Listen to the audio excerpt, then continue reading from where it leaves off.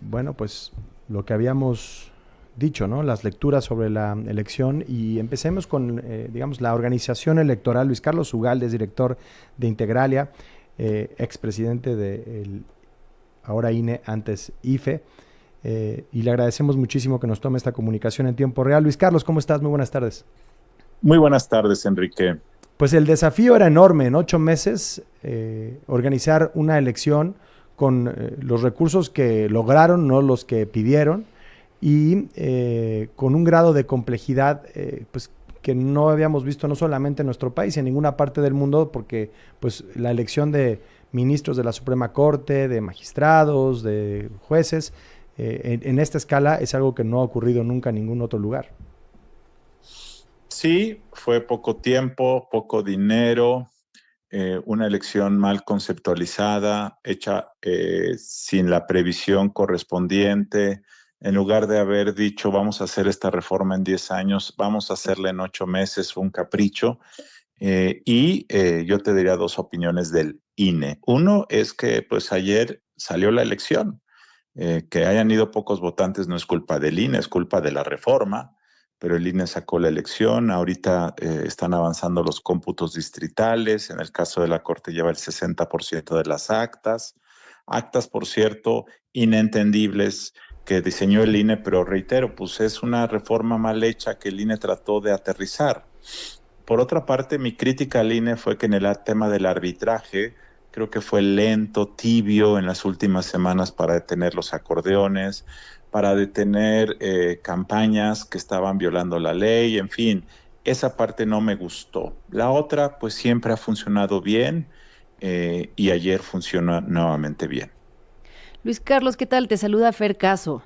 Hola, Fer. Durante todo este tiempo, ¿qué tal? ¿Cómo estás? Durante todo este tiempo se discutió mucho sobre perfiles que no eran idóneos para llegar y se impugnaron candidaturas de gente que podía tener vínculos con el crimen, gente que estaba acusada de abuso sexual. Es decir, escuchamos una cantidad de historias enorme y se pedía al INE que se bajaran las candidaturas. El INE dijo, lo voy a hacer una vez que pasen las elecciones, voy a revisar las candidaturas.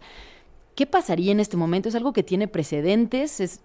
¿O en qué momento del proceso podrían sentarse a definir si estas personas sí pueden llegar a ser juzgadores o no? Una vez que sepamos los resultados del cómputo de los votos y una vez que se resuelvan las impugnaciones a esos votos, porque muchos candidatos que quedaron fuera pueden impugnar y el INE tiene que revisar.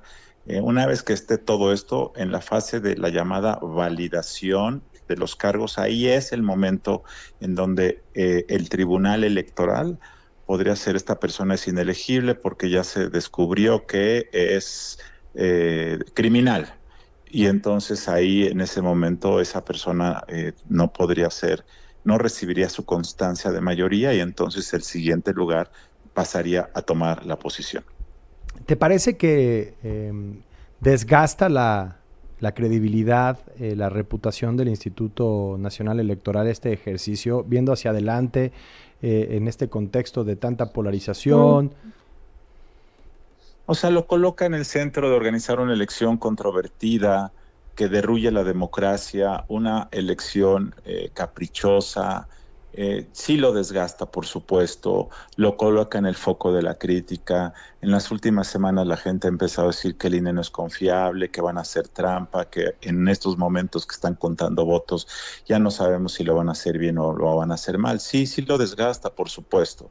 Ahora reitero, creo que la crítica fundamental de lo que pasó ayer, de una elección absurda, ridícula, mal conceptualizada, mal pensada, donde le arrojas, porque esa es la palabra, le arrojas al votante la Ujú. obligación, la carga cognitiva de tener que escoger 50 candidatos de 300 candidaturas promedio en un ejercicio de que quienes fuimos a votar nos dimos cuenta que era imposible, era una tortura, era humillante que en una democracia coloquen al elector en la difícil e imposible tarea de querer votar 9 boletas que nadie entendía que decían. Y claro, colocas a que la mayor parte de la gente que fue, no todos, pero la mayor parte hayan sido personas obligadas, condicionadas, y entonces pues se convierte en una elección de humillación para la libertad de la gente. y se convierte pues, en un ejercicio de lealtades políticas. Eso fue lo que ocurrió ayer. Entonces, yo creo que la crítica es a quienes diseñaron la reforma. El INE cumplió su papel operativo y yo creo que lo hizo bien. Pues sí, pues ahí está este asunto. De lo de Veracruz y Durango, obviamente en el tema de Veracruz, la violencia política que se ha convertido en una constante en los procesos electorales en nuestro país, desafortunadamente, y que vimos con mayor intensidad en ese estado, pero afortunadamente, pues en lo que refiere a las elecciones locales, la renovación de los gobiernos municipales en ambas entidades, pues en esto sí el INE ya con mucho más experiencia y con capacidades. Sí, sí, sí. Y por cierto, los resultados en estas dos entidades han pasado inadvertidos, pero en el caso de Durango, me parece que es importante analizar el tema de Morena, que Morena apostó mucho en Durango, el hijo del expresidente se metió directamente y no les fue bien en el resultado de la capital y en general a nivel del estado.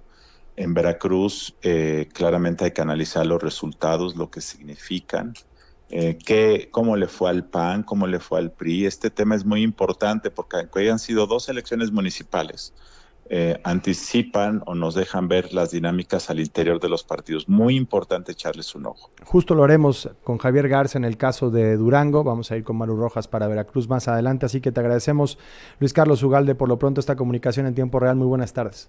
Bueno, muy buenas tardes. Bueno, ahí lo tiene. Me parece importantísimo esto, ¿no? El Instituto Electoral cumplió con lo que pudo. Sí, y estaban ahí los ciudadanos en las casillas recibiendo a los votantes, digamos, el trabajo que siempre hacen, y eso siempre es de celebrarse cuando los ciudadanos pues, cumplen con este deber. Sí, que es una dimensión, ya decíamos, de la democracia. No es democracia. Elecciones es, sí, un componente fundamental, pero no absoluto de lo que es la vida democrática, el orden democrático, el Estado de Derecho, la separación de los poderes, la libertad de expresión, una serie de requisitos, cualidades que no necesariamente empatan con el espíritu de la elección, de lo que vino antes de la elección. Ahí está, Yunes, los sorteos. Sí.